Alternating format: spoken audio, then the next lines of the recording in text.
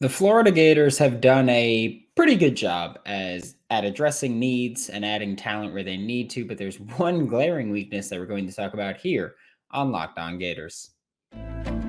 You are Locked On Gators, your daily podcast on the Florida Gators.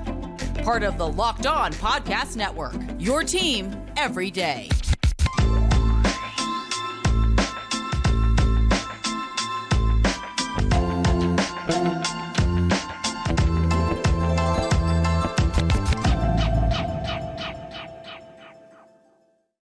Hello and welcome back to another episode of Locked On Gators, part of the Locked On Podcast Network, your team every day. Thanks for making Locked On Gators your first listen of the day. We're available daily and free wherever you listen to podcasts. Happy Friday. It's time.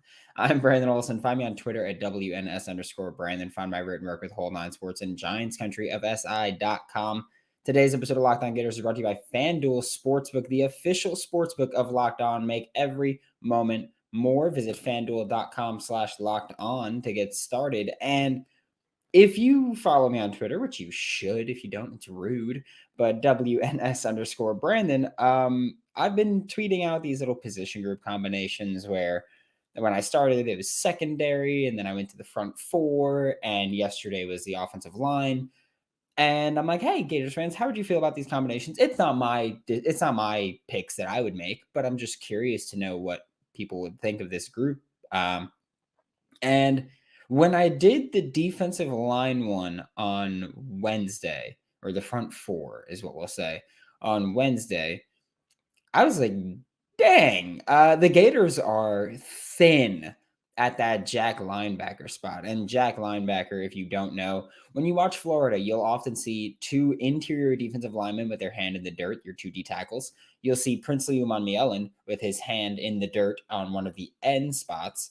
And usually on the opposite spot from Princely Umanmielen, so on the other side of the defensive tackles, you'll see whoever it is with like they're standing on the edge like a defensive lineman would, but they don't have a hand in the dirt. They're a pass rushing outside linebacker.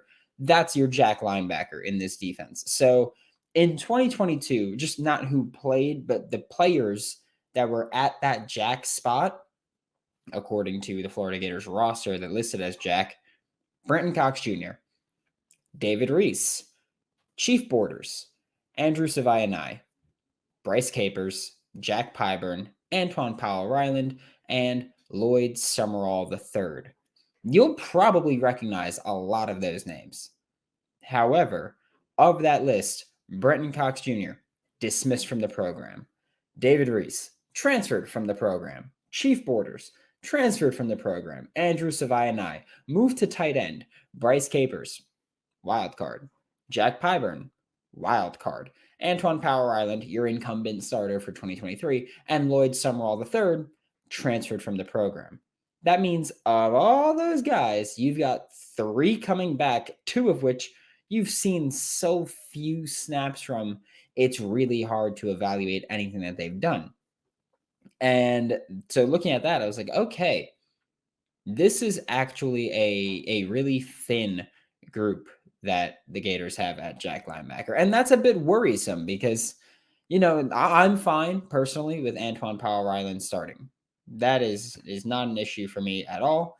I like him. I think he performed well, especially after Brenton Cox Jr. left when seemingly everyone got better. And also, I'll say when Brenton Cox left, it kind of became, oh, so that's like proof that when someone leaves and someone is toxic and they leave, that the players around them will perform better because Princely Umanmielen got significantly better. Antwaun Powell-Ryland became a starter and got better. And so I'm fine with Antwaun Powell-Ryland being a starter at that Jack linebacker spot.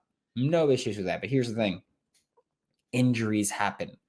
And when you are incredibly thin at that outside linebacker spot, that's a little worrisome. Bryce Capers was, if I'm not mistaken, a preferred walk-on last season. Complete wild card to this team. Jack Pyburn, complete wild card to this team that I think can be good. Like in the very, very, very limited snaps we saw from him, he looked pretty solid. Good special teamer as well, so that's always a big plus. But you are one Antwaun Powell-Ryland injury away, which knock on wood, I don't want anybody to get injured, but I'm saying as a team building approach, you're one injury away from having to start Bryce Capers or Jack Pyburn. That's not a good situation to be in. It's not, that's factually, that's just not a good situation to be in, where also at any position, you don't want just 3 players on your roster, especially in college when you can have 85 scholarship players on roster and way more walk-ons. You don't want only 3 players available there. And I know, there's a couple preferred walk-ons that came in here, but we're talking about people who are going to contribute this year. And odds are, if you're a preferred walk-on, you're not ready to contribute to the Florida Gators in 2023. Now, there is a scholarship player coming in that's going to be playing Jack, and that's TJ Searcy, who at the time of his commitment was one of the highest ranked Gators commits around. And he was a huge add for this team. And actually, he might have been the highest ranked when he committed, which is saying something because I feel like quite a few guys rose up after they committed. So when TJ Searcy committed, he might have been the highest ranked commit in the 2023 class. He's going to be playing Jack linebacker. Is he going to be ready to play Jack linebacker in the SEC in 2023? Probably not. That's just a difficult ask to ask anybody at any position to go, hey, yeah, we know you're in the SEC and we know that you're in the best conference in football. You're at the highest level that isn't the NFL. And you're 18. Just step in. You're fine. So TJ Searcy is one of those guys where he's going to be playing Jack. I'm not super certain how ready he's going to be. Like TJ Searcy could be a redshirt player, and that's not a negative thing. It's just the reality of the situation. He might be a redshirt kind of player. So when you're looking at this roster and you look at who was here last year and you look at who's here this season, or at least right now at the start of the spring session, you should be not worried, but it should be we'll say it should be the number one priority in the transfer portal when the second transfer portal window opens, because don't forget, we wrapped up the first transfer portal window, but there is going to be a second transfer portal window that's also going to be crazy. Like, I feel like people just think of the second transfer portal window as like, let me put it into NFL terms. People think of the first transfer window as rounds 1 through 5 of the NFL draft. And then they think of the second window as rounds 6, 7, and undrafted free agency. That's not the case, because there's going to be players who lose position battles in spring, or feel as though they're going to lose position battles in spring, or have a new coach and they're like, nope, I don't like this after spring ball, and they're going to leave their program. So it's going to be crazy. You might not see as many star players come in, but you're going to see probably just as many contributors come into this class or come into this transfer portal window and in the second window. So that's something to keep note of. And we're about to talk about some names who are in the portal right now that I don't know if Florida's contacted them. I don't have that information readily available. I reached out and I'll let you know if I get an update on it. But there's 2 names here that we're going to talk about that Florida should at least look at. But first, today's episode of Locked On Gators is brought to you by FanDuel, because the Super Bowl is here. And as I've done all week, I'm going to pick a bet right now, and I'm just going to go for it. And we're just going to see what happens with it. So FanDuel, if you don't know, is America's best sportsbook. It's the number one sportsbook in America, and they're Locked On's new sportsbook partner. Either Chauncey Gardner-Johnson or James Bradbury to record an interception is what I'm doing. Plus 300 odds. I like it. I'm taking it. This is going to be a good football game. So that's what I'm doing. I've been placing bets every time I do these ad reads, and I'm not lying to you. I'm doing these, and I'll let you know if I make money from it or lose quite a bit of money from it, because they're all plus odds. So we'll see. But new customers can join, place a $5 free bet or place a $5 bet and receive $150 in free bets, whether you win or lose. Sign up at FanDuel.com/lockedon. Thanks again for making Locked On Gators your first listen of the day. We're available daily and free wherever you listen to podcasts. And like I just said, we're going to talk about some transfer portal names that the Florida Gators could add. And I will say this again, I know I touched on it in the first segment, but I'm not saying Florida needs to add these guys. I'm not saying that these players need to be Florida Gators. I'm not saying that these players need scholarship offers from Florida Gators. What I am saying is that Florida should look at them, because if you're going to add a jack in the transfer portal, these are some of the best guys available, at least in my opinion. And I will also say this, they're not great. I don't think they're great. But like I said last segment, I'm pretty comfortable rolling into 2023 with Antwaun Powell-Ryland as a starting jack linebacker. So I'm cool with that. And then you look at Bryce Capers, Jack Pyburn, and TJ Searcy. They're all confirmed to be here for 2023. I would just like to add a backup with experience, or a rotational player with experience. That's what I'm looking for. So the first name to talk about here is Minnesota edge Lorenza Surgers. Sorry, that always screws me up. Lorenza Surgers. He was at Vanderbilt for his first 2 seasons in college before he transferred to Minnesota. I don't think Minnesota used him the way he anticipated, because at Vanderbilt, he wasn't this world eater, but he was mainly playing with his hand, not in the dirt. He was playing as a stand-up edge rusher, like the jack linebacker spot.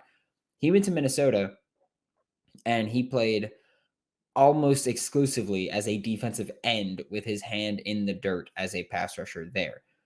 I realize that for a lot of people, that seems like it's no difference. Like, people are just like, okay, whether you have a hand in the dirt, whether you're in a 2-point stance, which is stand up, whether you're in a 3-point stance, which is one hand down, or a 4-point stance, which is both hands down, who cares? You're still rushing the passer.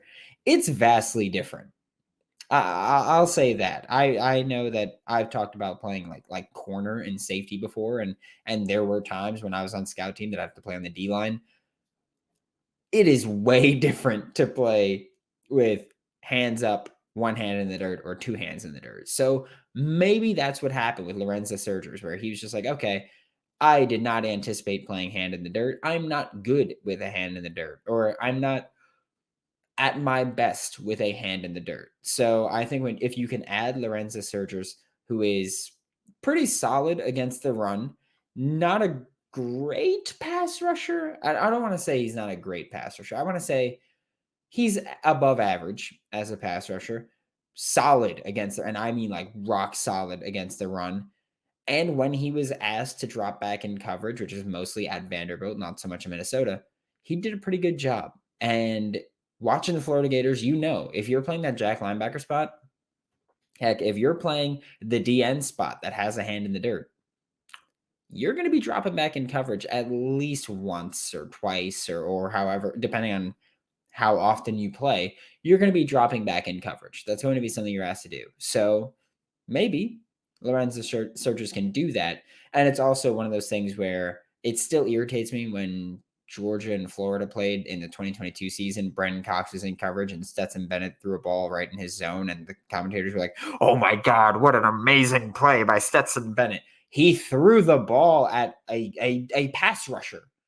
Who cares? Like that's not impressive that you threw the ball to a pass rusher and you completed a pass. Oh my goodness, I'm stunned. Sorry, that still pisses me off. I hate bad commentary, and there's so much bad commentary in football today, or sports today. The other guy we're talking about, now that I went completely off track, is TCU edge Colt Ellison. And I know that people want to clown TCU for getting demolished in the national championship, but guess what? They beat Michigan. They beat everybody they played in 2022 except Kansas State, who they did beat once. So actually, they beat everybody they played in 2022 except Georgia, because they beat Kansas State once, they lost to Kansas State once. So they beat everybody they played except Georgia. They beat everybody they played except the national champions. And even then, honestly, I think that was more on coaching than the players. I think that I get it. Georgia's way faster than TCU, but TCU just made no adjustments, and they were like, yeah, we're going to do that. So for Colt Ellison, he's been a rotational player for 4 years. He has 1 year remaining of eligibility. But I think Florida can kind of step in and say, hey, Colt, we'll give you more than 9 snaps per game. He technically played 11 and a half snaps per game, but that's including one game where because of injury, he played 33 snaps. So when he was playing his role in that defense, it was 9 snaps per game. So I think that Florida can go up to him and Mike Peterson can go up to him and say, "Hey man, we'll play you for more than 9 snaps per game." And I think with his size and experience for Colt Ellison, he was here's the thing where I'm also saying it's hard in that TCU defense to be a successful edge rusher. There is a reason that most of their pressures and sacks and quarterback hits come from off-ball linebackers that are used as pass rushers, that are used as blitzers. That's not, oh, their team just sucks outside of those guys. No, they play a unique 3-3 stack defense that is popular in the Big 12. And it's hard because as an edge rusher, you're left on an island. And I mean, you're left on a defensive island. Like it's not like, oh, I get to go one-on-one with the tackle. It's no, I'm going 1-on-1.5 or 1-on-2 because that guard can help. That guard can seal. That guard can stick a hand out and just help the center and my tackle. And he could just help out there. So it's really, really difficult to be an edge rusher for TCU and find consistent success. I believe that's one of the reasons O'Shawn Mathis transferred out. Didn't work out for him too much, but I think that's one of the reasons that he transferred out. And that's one of the reasons that TCU doesn't typically have great pass rushers because it's hard to play in that defense and find success unless you have great pass rushers at your nose tackle spot and at both end spots, which are usually like five tech, and it's hard to win those. So I think for that with Colt Ellison, it's like, hey man, come here, you'll get more snaps than you had at TCU, not many, but more snaps, and not many more snaps, but more snaps, and you'll be put in a better situation. That's not just like, hey, you need to win a double team every single play. Won't be an issue there. So Colt Ellison is one of the guys that I want to look at. Lorenzo Searchers is another guy that I want to look at. But to wrap up today's show, we're going to talk about on-roster potential fixes to this issue. But first, a quick word from our sponsors.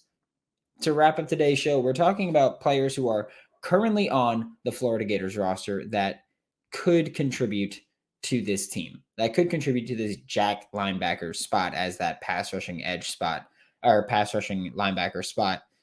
And the first name that I'm going to bring up is the best pass rusher on the team, Princely Umanmielen.